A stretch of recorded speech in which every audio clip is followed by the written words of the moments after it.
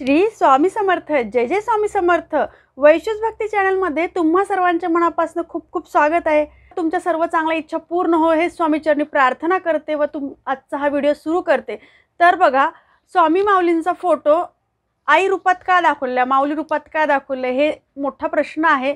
बऱ्याच भक्तजनांना माहीत आहे, बऱ्याच भक्तजनांना माहीत नाही, तर त्याच याच्यावर आपण बोलणार आहोत। तर बघा, गुरुचं आणि शिष्याचं नातं जे असतं आई आणि मुलासारखं असतं, म्हणून त्यांना आपण माऊली असं म्हटलं जातं किंवा म्हणतो आपण। स्वामींचा देवी रूपात फोटो आहे, यामागील काय कहाणी आहे, काय रहस्य आहे, हे आज आपण जाणून घेणार आहोत। त्याचबरोबर एक अशी गोष्टही आपण ऐकणार आहोत की ज्यातनी स्वामींनी अन्नपूर्णेच्या रूपातनी दाखवलेला, म्हणून त्यांना आपण आई म्हणून, माऊली म्हणून संबोधतो। तर असं असतं। सगळ्यात महत्त्वाचं, स्वामी महाराज हे आपले गुरु आहे। तुम्ही ऐकलं असेल की गुरु व आपलं, गुरुला आपण गुरु नाही तर गुरु माऊली म्हणतो। प्रत्येक जण आपण काय म्हणतो, गुरु माऊली, गुरु माऊलीकडे चाललो, गुरु माऊलीच्या मठात आहो असं म्हणलं जातं। गुरु माऊली म्हणजे काय, तर आई आपली जी काळजी घेते, अखंड मुलांवर ज्याची दृष्टी असते, अखंड मुलांवर दृष्टी असते, ती म्हणजे आई। जगात बघा, वडील असतात, बरेच नाते असतात, शिक्षक असतात, प्रत्येक याला हे असतं, पण आई एवढी काळजी घेणारं जगात कोणीच नाही, म्हणून आपण गुरु माऊली म्हणतो। माऊली या नात्याचं अर्थच असा आहे का जो कधीही त्या मुलांवर, आपल्या शिष्यावरनं नजर न हटवणारी, ती म्हणजे आई। म्हणून आपल्या गुरुला माऊली असं आपण बोलत असतो। माऊली या रूपात आपण त्यांना पाहत असतो। जेव्हा शिष्य संकटात असते तेव्हा आपले गुरु माऊली हे आपल्या अखंड पाठीशी उभे असतात, कारण की त्यांना प्रत्येक क्षणाला बघा, आईला आपल्या मुलाला भूक कधी लागते, आपल्या मुलाला काय लागतं, कुठल्या वेळेस काय द्यायचं, तो रडला म्हणजे त्याच्या अश्रूद्वारे त्यांना कळतं का हा कशामुळे रडत आहे। म्हणजे माऊलीला जेवढं माहीत असतं तेवढं जगात कुठल्याही कोणालाही माहीत नसतं, म्हणजे ती आई आहे। आई आपल्या गुरु माऊलीचाही तोच भाग आहे का ती आपली आई झालेली आहे, गुरु माऊली झालेली आहे। त्यांना आपल्याला कधी काय लागतं, कधी काय द्यायचं हे आपल्या गुरु माऊलीला माहीत आहे। जेव्हा भक्त संकटात असते तेव्हा आपली गुरु माऊली अस्वस्थ असते, त्यांनाही वेगवेगळ्या मार्गांनी आपल्याला सुचवायचं असते, त्यांना सांगायचं असते का अरे असा हा मार्ग आहे, तू इथून निघू शकतो। त्यांना आपल्याला प्रत्येक क्षणाला कुठंतरी आपल्याला थांबवायचं असते, म्हणून आपले गुरु माऊली अस्वस्थ असतात, ते आपल्याला संबोधत असतात, सांगत असतात का या वाटेने जाऊ नको। ते फक्त आपण ओळखता आलं पाहिजे, ते काय सांगत आहे हे आपल्याला कळलंही पाहिजे। गुरु माऊली याला कसा कमी त्रास होईल, कमीत कमी याच्यातून हा कधी बाहेर निघेल, ह्याच्यासाठी आपल्याला खूप काही सुचवत असते, खूप काही सांगत असते। गुरु माऊलीला आपल्याला दुःख तर ते आपल्याला जे आहे ते भोगायचेच आहे, त्यासाठी गुरु माऊली फक्त आपल्याला रस्ता सरळ करून द्यासाठी किंवा म्हणा की लवकरात लवकर त्यातून निघण्यासाठी खूप आपल्याला प्रयत्न करत असते, आपल्याला वारंवार समजवत असते, सांगत असते का हा मार्ग तुझ्यासाठी योग्य आहे। म्हणजे आपल्या शिष्यासाठी गुरु माऊली झटत असतात, असे तडपत असतात की माझ्या शिष्याला कसंही करून बाहेर निघायलाच पाहिजे। एकदा अशीच गोष्ट असते का स्वामी खूप अस्वस्थ असतात, बेचैन असतात, फेऱ्या मारत असतात। त्यांना बाळाप्पा महाराज बघतात, तेव्हा बाळाप्पा महाराज म्हणतात का स्वामी काय झालंय, विचारू का नको, प्रश्न विचारू का नको। मग बाळाप्पा महाराज जरा हिम्मत करतात आणि स्वामी पुढे जातात। स्वामी महाराज काय झालंय, तुम्ही इतके बेचैन का आहात। तर ते म्हणतात अरे बाळ्या, माझा हा भक्त खूप कंटाळला आहे, माझा भक्त खूप शेवटच्या स्टेपला उतरलेला आहे, पण मी त्याला कसं त्यातून काढू याच्यासाठी मी अस्वस्थ होत आहो। तेव्हा बाळप्पाला आपल्या स्वामींना किती आपल्या भक्ताची काळजी आहे, त्यांच्या त्या स्वराती आणि त्यांच्या त्या तळमळीतून बाळप्पांना कळलं। बाळप्पांच्या डोळ्यात पाणी आलंय की बाळप्पा म्हणतात का खरं गुरु माऊली असावं तर अशी असावं, कारण की भक्त तिथे आहे पण माऊलीला इथे काळजी पडलेली आहे, यालाच म्हणतात माऊली। म्हणूनच आपण स्वामींना आई या रूपात बघतो, माऊली या रूपात बघतो, कारण की माऊली जशी काळजी घेते तसेच स्वामी आपली प्रत्येक क्षणाला काळजी घेत असते। तुमच्या श्वासागणित ते काळजी तुमची करत असते। तुम्ही जरी त्यांना आठवलं नाही, तुम्ही जरी एकदा सकाळी उपासना करून बाजूला होऊन जातात, पण ते तुमचं दिवसभर लक्ष ठेवत असते तुमच्यावर, काय चाललंय काय नाही, आता याला कुठल्या दुःखात पडणार आहे, कुठल्या दुःखातून काढायचं आहे, ह्या प्रत्येक गोष्टीचं नियोजन स्वामी करत असतात। स्वामींना माऊली, आई असं आपण म्हणतो। आणखीन अशीच एक गोष्ट आहे, तर स्वामी माऊली कोणाळी जंगलातनी आपले 100 भक्त घेऊन निघाले होते। तर ते घनदाट जंगल होते, तर त्या जंगलातून पायवाटेनी खूप खडतर रस्ता होता, काटे होते, त्यातून स्वामी निघाले. स्वामीचं चालणं कसं होतं माहिती आहे का? खूप स्पीड होतं, खूप जोरात चालायचे ते. त्यामागे त्यांचे 100 भक्त चालायचे. तर असे चालत चालत दिवस झाला, खूप प्रखर ऊन पडलेली, सगळ्यांना भुका लागलेल्या. आपण स्वामींना विचारलं, स्वामी काही खायचं का, आपण थोडं हे करायचं का? स्वामी महाराज बोलले नाही, म्हणजे त्यांचं म्हणणं होतं चला, थांबायचं नाही. तर थेट ते निघाले, त्यांच्या मागे भक्त निघाले. मग खूप भुकेजले, तहानले, पण स्वामी काही त्यांना खायला द्यायला तयार नाही, कारण की स्वतःही खाल्लेलं नव्हतं सकाळपासून आणि त्या 100 भक्तांनी पण खाल्लेलं नव्हतं. तर मग स्वामी ऐकायलाच तयार नाही, थांबायलाच तयार नाही कुठेच. सगळं म्हणजे नॉनस्टॉप चालणं चालू होतं. तर तेव्हा मग काय केलं, मग खूप भुकेजले, तहानले, स्वामी काही थांबायला तयार नाही. मग त्यांचे खूप मानणारे एक श्रीपाद भट नावाचे भक्त होते, स्वामींना खूप मानायचे, त्यांची प्रचंड त्यांच्यावर आस्था होती. तर ते स्वामींच्या पायाला आडवे झोपी गेले, पायाशी आडवे झोपी गेले, कारण की स्वामी थांबायलाच तयार नव्हते. त्या क्षणाला त्यांना एक सुचलं का आपण आडवं पडायचं, म्हणजे स्वामी थांबतील. मग स्वामी थांबले. मग तेव्हा श्रीपाद भट म्हणाले, स्वामी आमचा एकतर जीव घ्या किंवा आम्हाला खायला द्या, आमची एवढं भुकीने तळमळ होत आहे. तर मग तिथे स्वामी महाराज मागे पलटले. तिरपे जात असताना एक आंब्याचं झाड होतं, आंब्याच्या झाडाखाली ते उभे राहिले.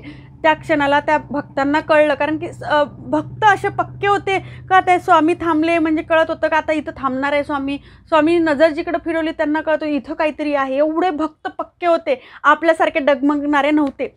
तर मग तिथं थांबले. थांबल्याबरोबर सगळ्या भक्तांनी साफसफाई केली, कोणी झाडून घेतलं, पानं उचलले, सर्व हे केलं, महाराजांना बसायला जागा करून दिली. नंतर सर्व आता त्यांना खूप भुका लागलेल्या, त्यातल्या 5-6 जणांना तर अतिशय राग पण यायला लागला, कारण की असतं निगेटिव्हिटी भरलेली असते. 5-6 जणांचा त्यांना एवढा राग यायला लागला का आपण कशाला सोबत आलो, असेही विचार त्यांच्या मनात येऊ लागले. मग त्या क्षणाला श्रीपाद भट पुढे आले. श्रीपाद भटांनी नमस्कार केला. नमस्कार केल्याबरोबर महाराज म्हणाले, बाजूच्या शेतात जा, तिथे अन्नपूर्ण स्वयंपाक करत आहे, तुम्हाला जेवायला भेटेल. तर मग या बाकीच्यांना विचार पडला, एवढ्या रात्री कोण आपल्याला जेवायला देणार आहे. अशा वेळेला मग ते श्रीपाद भटांचा त्यांच्यावर खूप प्रचंड विश्वास असल्यामुळे काय झालं, त्यांनी जिकडे हात दाखवला, श्रीपाद भट 5-6 लोक घेऊन गेले. तिथं गेल्याबरोबर बघत आहे तर एक स्त्री, अर्ध्या वयाची, 40 ते 45च्या घरातली एक स्त्री तिथे बसलेली होती. स्वयंपाकाचे पातेले भरलेले होते. तर तिथे मग आता श्रीपाद भट कसे म्हणणार का आम्हाला जेवायचं आहे. श्रीपाद भट म्हणाले, नमस्कार माता. म्हटले नमस्कार. बोलल्याबरोबर काय म्हणाले, ताई इथे कुठंतरी जेवायचं आम्हाला नियोजन होईल का, कुठंतरी आम्हाला जेवायला भेटेल का. तर त्या ताई काय म्हणाल्या, ताई म्हणाल्या, हे बघा माझ्याकडे इथे काहीतरी लोक जेवायला येणार होते, ते जेवायला आले नाही म्हणून हा स्वयंपाक उरलेला आहे, म्हणजे ताजा स्वयंपाक आहे, कोणीही आलेलं नाही, त्याच्यामुळे हा स्वयंपाक तुम्ही घेऊन जा आणि तुम्ही जेवा. अशा वेळेस श्रीपाद भटांना खूप आनंद झाला का स्वयंपाक तयार आहे आणि आपल्याला न्या म्हणत आहे. मग ते 5-6 जण जे होते ना, तर त्यांनी ते पातेले न्यायला सुरुवात केली. पाणी पण होतं, जेवण पण होतं, पातेले न्यायला सुरुवात केली. आनंद खूप झाला, भूक खूप लागलेली. अशा वेळेला पातेले न्यायला सुरुवात झाली. श्रीपाद भटांनी शेवटच्या क्षणाला त्या ताईला म्हटलं, ताई आमचे स्वामी आलेले आहे, स्वामीचे दर्शन घ्यायला तरी चला तुम्ही. तर त्या म्हणाल्या, मी येतो, तुम्ही पुढं व्हा. मग ते म्हटले हा ठीक आहे. तर त्या ताई म्हणाल्या, स्वामींना सांगा अन्नपूर्णा आहे. एवढं म्हणून श्रीपाद भट जरा पुढं आले का मागं वळून बघितलं तर त्या ताई नाहीशा होत्या. मग त्यांना ते काही कळलं नाही श्रीपाद भटांना, ते पण चालले आले. मग काय महाराजांना पहिले नैवेद्य दाखवला. महाराजांना नैवेद्य दाखवून सगळ्यांनी मनसोक्त जेवण केलं. असं सुग्रास जेवण होतं. डाळ, भात, गोडाचा शिरा, चपाती, भाजी, असं इतकं छान जेवण होतं. सगळ्यांना असे मनतृप्त झाले. आणि नंतर ते महाराजांना नैवेद्य दाखवताना श्रीपाद भटाच्या मनातनी प्रश्न आला का त्या ताई कुठं गायब झाल्या, त्या ताई दिसेनाशा का झाल्या, येतो म्हणून कुठे गेल्या. मग ह्या सगळ्या प्रश्नाचं उत्तर मागण्यासाठी जेव्हा महाराजाला नैवेद्य दाखवत होतो, पाणी फिरत होतं, श्रीपाद भट म्हणाले, ताईनी तुम्हाला निरोप पाठवलेला आहे का अन्नपूर्णा आहे म्हणून. तर तेव्हा स्वामी म्हणाले, अरे वेड्या, अन्नपूर्णाच तुम्हाला आज जेव घालणार आहे, हे तुम्हाला कळलं नाही का. मग श्रीपाद भटांना लक्षात आलं, साक्षात अन्नपूर्णेला आपण भेटून आलो, साक्षात अन्नपूर्णेला आपण डोळ्यांनी पाहिलं. तेव्हा त्यांना एवढं छान वाटलं. आणि जे बाकीचे होते, ज्यांना निगेटिव्ह विचार आले होते, कुठे असतं का, असं भेटेल का नाही एवढ्या रात्री, त्यांना त्यांच्या नशिबात ते दर्शन नव्हतं, अन्नपूर्ण मातेचं दर्शन नव्हतं. पण श्रीपाद भटांनी काय केलं, एकनिष्ठता. महाराजांवर विश्वास ठेवला, ज्या दिशेने महाराजांनी हात दाखवलं, बोट दाखवलं त्या दिशेने गेले आणि खरोखरच स्वयंपाक आहे का नाही आहे का हा कुठलाही मनात विचार येऊ दिला नाही. सरळ महाराजांनी फक्त जे सांगितलं त्यांनी फॉलो केलं, तिथे गेले तर त्यांना सगळं भेटलं. पण ज्यांनी विश्वास ठेवला नाही ते तिथेच राहिले. पण स्वामीची कृपा इतकी असते ना, तुम्ही डगमगले काही केले तरी तुम्हाला काही ते सोडत नाही. मग अन्नपूर्णेचा हातचं का होणार त्यांना खायला भेटले. श्रीपाद भटांचं असं होतं की महाराज म्हणून तसं होतं. त्यामुळे आपल्यालाही महाराजांची सेवा अशी करायची आहे का श्रीपाद भट जरी बनता नाही आला आपल्याला तर कमीत कमी त्यांच्या पावलावर पाऊल कोणतरी चालता आलं पाहिजे, थोडं का होणं चालता आलं पाहिजे. आपण काय करतो मग काय झालं, सगळे झोपी गेले, छान गप्पा गोष्टी केल्या, एवढं छान सुग्रात जेवण खाऊन ते तृप्त झाले होते. मग सहज आता हे हास्यात म्हणजे आपण कॉमेडी म्हणून पण घेऊ शकतो.